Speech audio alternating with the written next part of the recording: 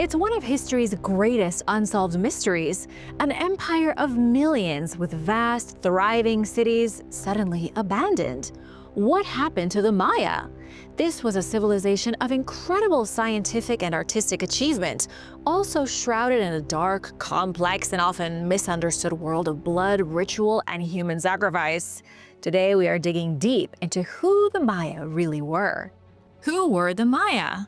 Before calendars, before kings, before even a whisper of Europe's ships on the horizon, a people of unimaginable genius built a world from scratch. They became masters of stone building, making pyramids and calendars, creating an empire that would dominate the jungle. It was an empire so sophisticated, so colossal, and so deeply embedded in myth and mathematics that it would take modern science nearly 2 centuries just to say, wait, they did what? And where was this lost civilization hiding? Practically everywhere. Beneath the floors of colonial churches, under modern sidewalks, beneath layers of jungle so thick that even Amazonian tribespeople would feel lost.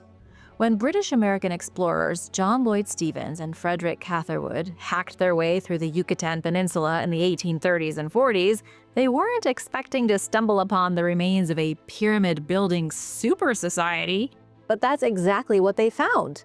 Giant temples, stone stelae carved with eerie faces and unknown glyphs, entire cities buried beneath centuries of moss and myth. To be an explorer at a time when lost civilizations were still lost and without name would have been amazing. Stephens wrote in 1841 that he had no idea who built the ruins he found in Mexico. But he knew one thing for sure. It was all the work of one civilization. A civilization whose art, architecture, and astronomical prowess would eventually be traced to a people called the Maya. The Maya civilization once stretched from northern Belize to the volcanic highlands of Guatemala, deep into southern Mexico and beyond. Some think the Maya may have had remote colonies as far as Panama. These weren't just temple builders, they were world makers. But where did they come from? How to build a civilization from scratch. Let's track the Maya back to their source, to their earliest origin. Some say they were survivors of Atlantis. Some say they were from Noah's flood, and others think they just sort of appeared. But the truth is always more complicated. Before pyramids and apocalyptic calendars, before jade masks and chocolate rituals, there were nomads. Small bands of hunter-gatherers roamed the forests of what we now call Mesoamerica. And then somewhere around 7,000 to 5,000 BC, something changed. These nomadic groups began to settle down, and once they stopped moving, they got to work inventing agriculture. Chief among their accomplishments was the taming of a wild grass, which the early Maya turned into maize. A lot of people assume maize and corn are the same thing, but they're not. Maize was a miracle crop that gave birth to society. Think about that for a second. The Maya took something ordinary like grass, produced a type of corn, and then soaked it in an alkaline bath of lime water to unlock its full nutritional potential. This process is known as nixtamalization. Without it, eating nothing but maize will lead to protein deficiency and likely death. But with it, the Maya built an empire. By 4000 BC, the Maya had turned corn into currency. Alongside it, they cultivated squash, cassava, and beans. It was the kind of culinary innovation that launched 1,000 cities. And speaking of cities, the pre-classic boom. While the Maya were still in their early days, a new neighbor showed up to the culture party, the Olmec. Famous for their colossal stone heads and equally colossal influence, the Olmec are an enigma in the history of the Maya. They existed at the same time as them, and the Maya may have borrowed a few ideas from them, but their exact connection is a mystery. Some think the Maya were an offshoot of the Olmec culture, since the Olmec appear to have started building cities before the Maya did. Some even think the Olmec and the Maya were the same culture. The facts are this. The Maya and the Olmec were living in Mexico from 1500 to 200 BC. After 200 BC, the Olmec were gone, and the Maya remained. Both built their cities around ritual complexes, organized their societies around ceremony and astronomy, and had epic urban planning. But who came first is like asking the chicken or the egg. By the way, it was the egg. You can Google it. And so, in 2000 BC, the pre-classic period of the Maya began. Whether they copied the Olmec or not, the people known as the Maya started building sleepy villages and small communities. Then, over the next 2,000 years, the sleepy villages grew into pulsing centers of trade, religion, and urban power. The Maya and the Olmec appear to have melded into one cohesive kingdom, one that got to work advancing technology. The Maya revolutionized irrigation and water purification systems, dug vast canals, and terraformed hillsides. They terraformed their whole environment, reshaping the jungles of Mexico and Central America to their own designs. And they were just getting started. From nomadic bands of jungle dwellers to sleepy villages to towering pyramids and an epic religion ruled by dozens of violent, chaotic gods. After the climb came the peak and then the fall. But first, I wanted to give a shout out and thank you to Kristen Mary and Ricky Aussie Bum for supporting this channel. Be sure to subscribe and let me know what other civilization you want to learn more about. The peak and fall. What happens when a civilization of cosmic engineers and master builders reaches its peak and then simply goes quiet? By the time the classic period rolled around in 250 AD, the Maya were thriving in a way that seemed to suggest they could never fail. They were dominating the rainforests like cosmic engineers. Towering pyramids rose from the jungle floor like stone ziggurats to the heavens. However, the Maya was not a centralized empire with a single golden throne like, let's say, Rome was. Maya politics were more like a giant family group chat with no admin privileges. Sort of like early Greece, there were dozens of city-states ruling from their own cities. There was Tikal, Copan, Palenque, Calakmul, and Chichen Itza, all operating independently. Each city had its own kings and laws, its own patron deities, its own histories, and its own standing armies. They did occasionally work together, but more often they stabbed each other in the back. And in this treacherous way, they were very much like the Romans. Having city-states can be a bit of an ego issue. Every ruler fancied themselves a god-king. Every city wanted to outshine its neighbors. And the result was one of the most competitive civilizations in ancient history. Competition meant bigger building projects, bigger blood sacrifices, and also a bigger tumble to the bottom. You don't need a smoking asteroid or a fiery war to kill a civilization. Sometimes it dies in whispers. By the late 800s, around the same time the Viking era began in Europe, the Maya civilization began to unravel. It appears to have started in the heartland, in the cities of Tikal and Copan. But what exactly happened to kick off the fall is unknown. Scientists are still piecing it all together bit by bit. The evidence suggests that trade routes started to break down first. And once trade stops flowing, things get violent. Wars between city-states escalated. Cities once linked by diplomacy and shared ritual became isolated, paranoid, and increasingly hostile. Scientists know it was a gradual fall over about a century, thanks to the physical evidence. By studying ruins, researchers have determined that monument carving slowed down at around the same time temples were left unfinished. There was clearly an economic downturn that prevented any major work from starting up. One by one, Maya cities started to fall into disrepair. And then the death rate spiked. It spiked big time. Cities were cleared out as the dying started to outnumber the living. Scientists suspect the very thing that helped the Mayans become the Mayans destroyed them: maize. The drought. One major theory to explain the downfall of the Maya is drought. Climate simulations show that a prolonged, devastating dry spell slammed into the region just as the Maya were at their most populous and most resource-hungry. Add to that the Maya's fondness for slash-and-burn agriculture, which stripped away the forests that trapped moisture, and suddenly the lush lowlands began to dry out and crack like old pottery. It wasn't just a drought, it was a human-caused drought. It was like cutting down all the trees and wondering why there's no shade. Crops failed, reservoirs dried up, famine set in. With food and water scarce, the gods stopped answering prayers and people stopped building temples. The great cities crumbled not in a single apocalyptic moment, but over decades, maybe even a couple centuries. It was slow, desperate, and terrible. And it was also lopsided. Some Maya migrated to more hospitable highland zones. Cities like Mayapan rose in power because they were situated near wetter regions, meaning more food. Meanwhile, other cities like Chichen Itza and the drought zone declined. Other groups abandoned urban life altogether, dispersing into smaller villages where survival didn't require as many divine bloodlettings or elaborate trade negotiations. When there are only 6 people in a village, that cenote's fresh water is going to last a long time. But when there are 6,000 people in the village, the water disappears and everyone dies. Sometimes, to save a civilization, it needs to downsize and revert into something more primitive. And that's what people don't understand about the Maya. They declined, their civilization collapsed, but they didn't go extinct. There are still Maya people today. They just fractured. And that fracture left the region vulnerable to an even greater existential threat than drought: Europeans. Just when the Maya were at their weakest from drought, white guys in armor showed up with ships and horses and weapons, and they weren't looking for a bed and breakfast. The Spanish arrival. By the time Spain turned its gaze toward the Yucatan in the early 1500s, most of the Maya's greatest cities were ghost towns.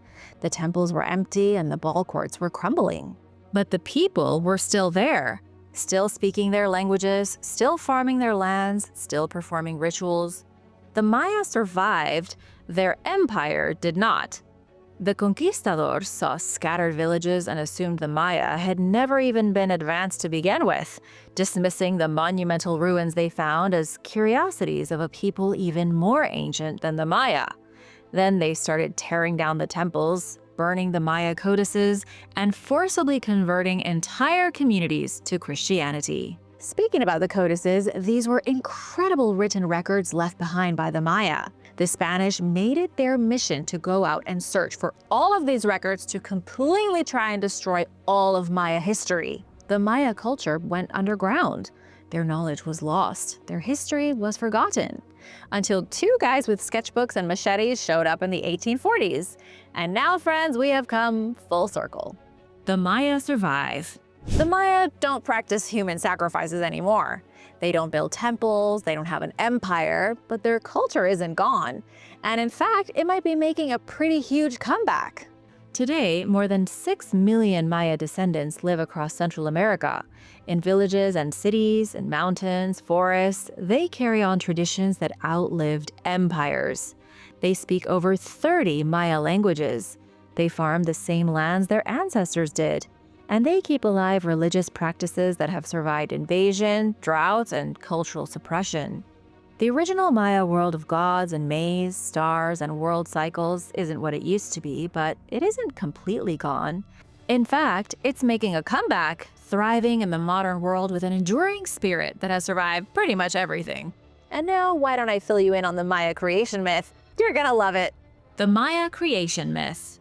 Long before the Maya carved kingdoms out of the jungle, they were already wrestling with some big questions.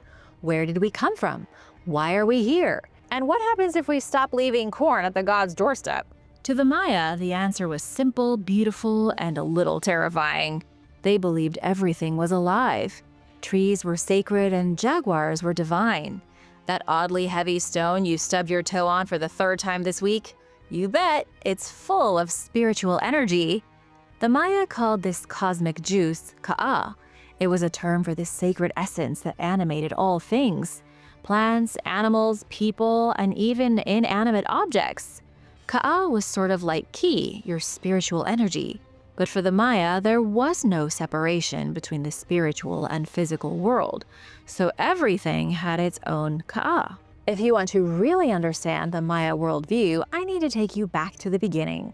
And not just the beginning of their civilization, the beginning of everything. The Maya didn't settle on only one creation story. They had at least 2 main literary sources for the creation of the universe. First, there's the Popol Vuh, the sacred text of the highland Maya in what is now Guatemala. The Popol Vuh was almost like someone mixed the book of Genesis with Homer's Odyssey to create mythic adventures, blood sacrifices, celestial drama, and a lot of divine disappointment in humanity.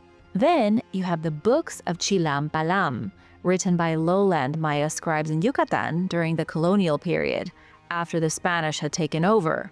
And these were the texts that came out of towns like Chumayel, Mani, and Tizimin.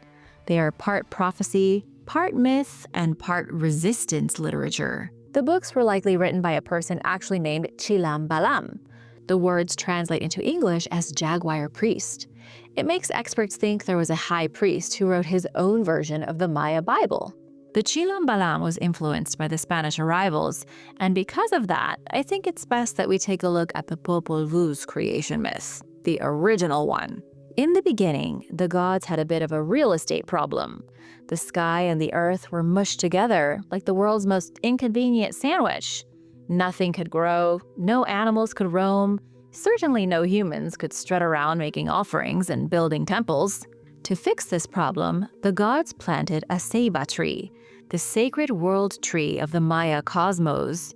Its roots plunge through the 9 layers of the underworld, its branches pierce the 13 levels of the heavens, and its trunk cracked the world open to make room for life. Only then could the animals and plants emerge, but even so, something was missing. The animals, although beautiful and useful, couldn't talk. They couldn't sing the gods' praises, they couldn't perform rituals, they couldn't even organize a proper maize festival. These dang rabbits and deer were useless. And so the gods tried to make people.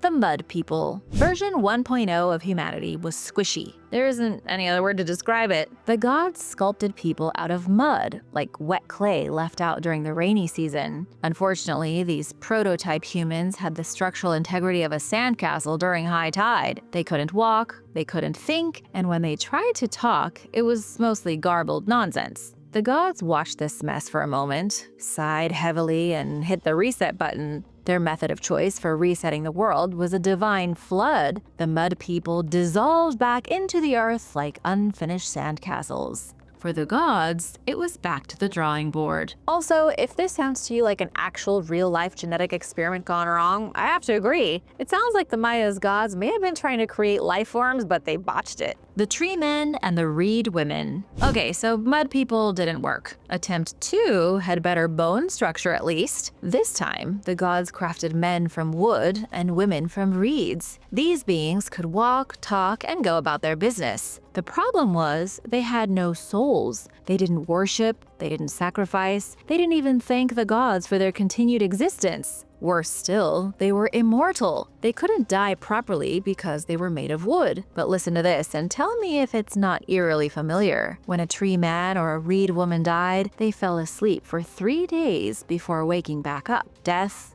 3-day nap, resurrection. Sound familiar? Infuriated by their second botched attempt, the gods sent boiling water from the sky to end the experiment. Most were boiled into sludge, but a few tree men and reed women escaped, and according to Maya legend, they became monkeys. The Maya believed that monkeys were the second failed attempt by the gods at making humans. It might seem silly to us, but I can see where they got the idea. 3rd time's the charm. The 3rd time around, creation stuck. These new humans were made of maize dough, specifically white and yellow corn, the most sacred and central food of Maya life. Legend has it the gods took maize, mixed it with their own blood, and then human beings were born. The new corn-blood hybrids were strong, smart, and capable. The gods began to worry. If these creatures kept developing, they might start asking uncomfortable questions. The gods feared that they had made men too smart, and that they might rise up against them. What do you do when your biological experiment threatens to outsmart you? You make it dumb. In a strategic move, the gods clouded human vision and dulled their minds just a little bit. By not being able to see very well and being a little dumber, the humans were obedient to the gods, and the worship kept flowing. And there you have it, the creation of the human race. Time is a circle. One of the most important, often misunderstood aspects of Maya religion is that they view time as a cycle. For them, the circle of life never ended. The gods didn't just make the world once and call it a day. They kept refining it, rebooting it, testing different versions like they were running a particularly chaotic beta program. The mud people, the tree people, the maize people. Each version told a story about what it meant to honor the gods and what happened when you didn't. Because of this, the Maya lived in constant fear that their time would run out. They worried that the gods would get bored again, erase all humans, and create a fourth being. So they had to do whatever it took to keep the gods happy. This also means human sacrifice. To the ancient Maya, sacrifice was part of being alive, and life was the most valuable currency in their cosmic economy.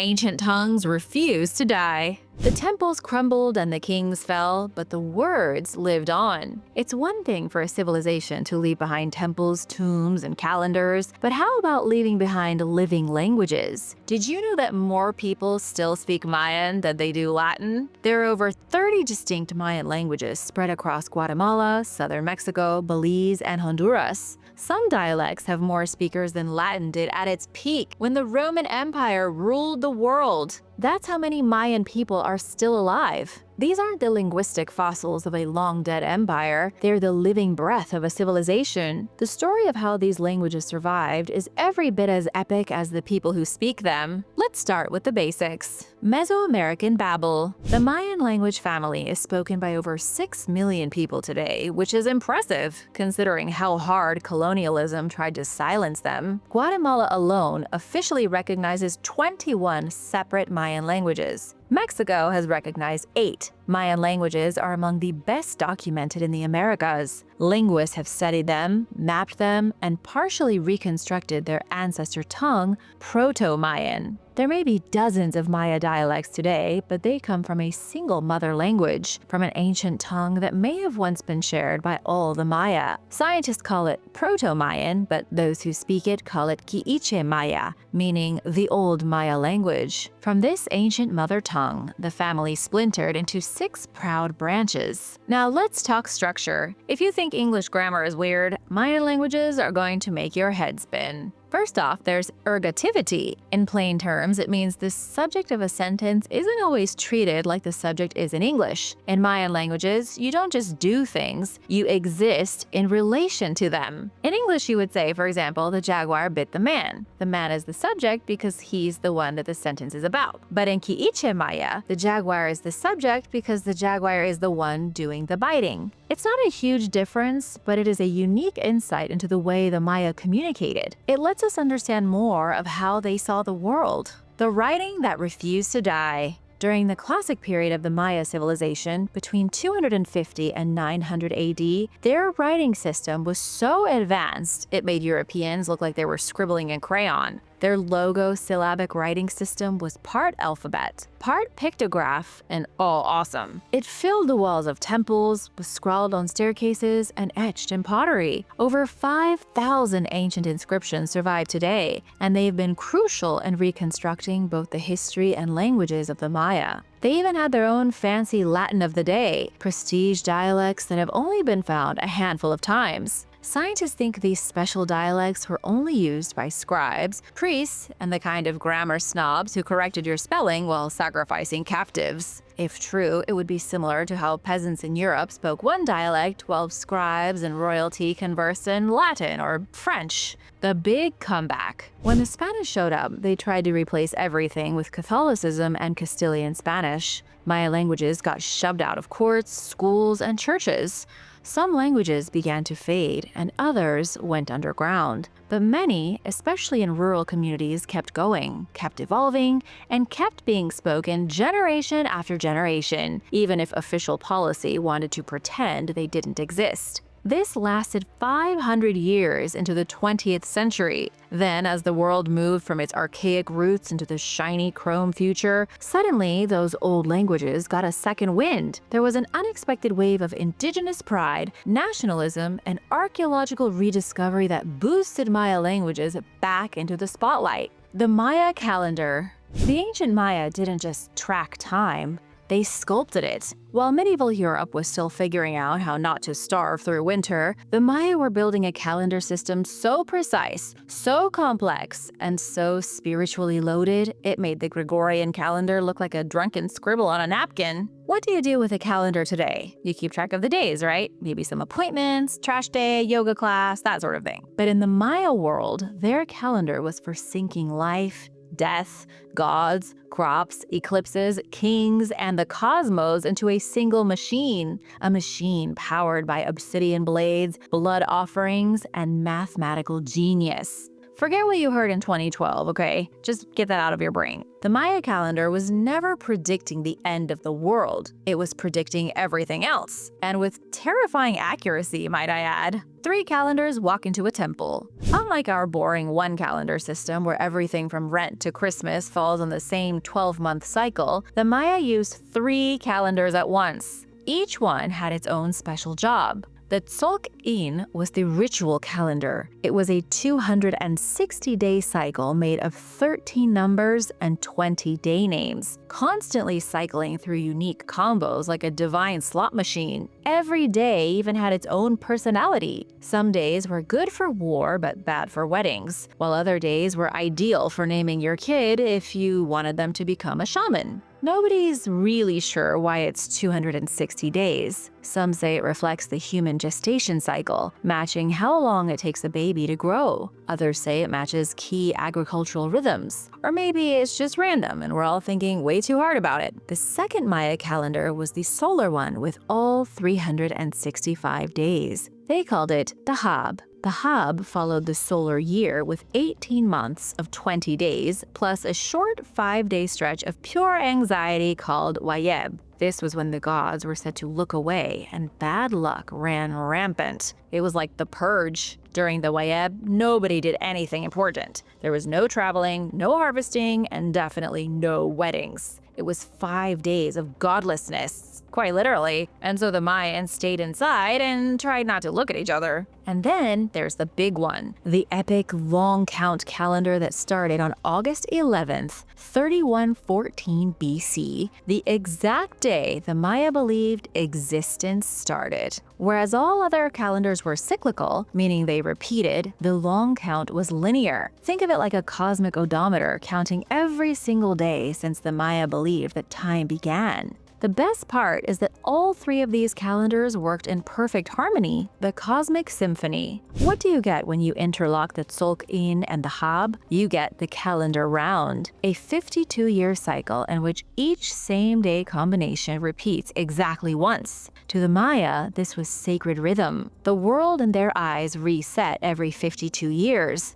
and you'd better hope the gods still liked you when the wheels aligned again. It's kind of like having your cosmic birthday only once every 5 decades. Plenty of people lived and died without ever even getting to go to a new cycle party. They never got to see the world reset. It was such a big, important mystery for the Maya people. Meanwhile, the long count calendar ran quietly in the background, counting days from creation like some ancient Mesoamerican version of the Unix clock. The wildest thing about all of this is that the Maya didn't have telescopes to track the stars, so how did they make such precise calendars? They didn't even have metal or wheels on their carts. They dragged everything around and used stone for tools and obsidian for weapons. There was a bit of metal around, but it was typically kept as status symbols or used as currency. So how did a civilization without telescopes or metal predict solar eclipses and track Venus cycles with jaw-dropping precision? How did they align their cities and pyramids to celestial events?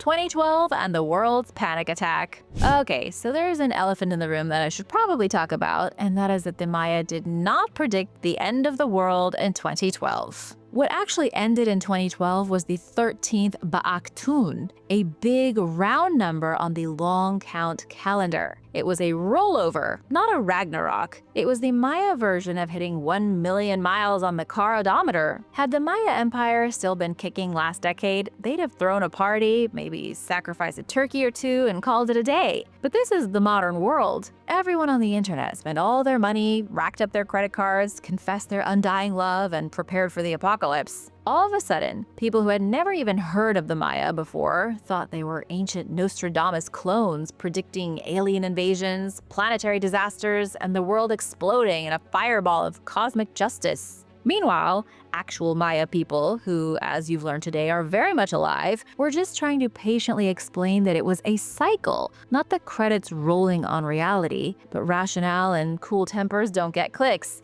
So every headline read, "Doom comes to Earth." We all thought the world was ending. And then it went on just as it always has. what the calendar really means. The Mayan calendar was everything to the Mayan people. It was a cosmic user manual, a scheduling app for the divine, a map of mythic time, and a daily planner for farmers. It governed crops, coronations, births, deaths, eclipses, and prophecies. It was also a statement, saying loud and proud that humans live within cycles, that time is sacred, and that the universe is always paying attention. And unlike a lot of ancient systems that got absorbed, erased, or replaced, the Maya calendar still lives on. It's one of very few ancient calendars that remains, and it kind of makes me wish there were more. Let me know if you want to hear even more about the Maya, or how would you like me to do a deep dive on the Old Norse calendar, which only had 2 seasons? Let me know in the comments. Thanks for watching. Remember to hit that subscribe button and the notification bell, and I'll see you tomorrow. Bye!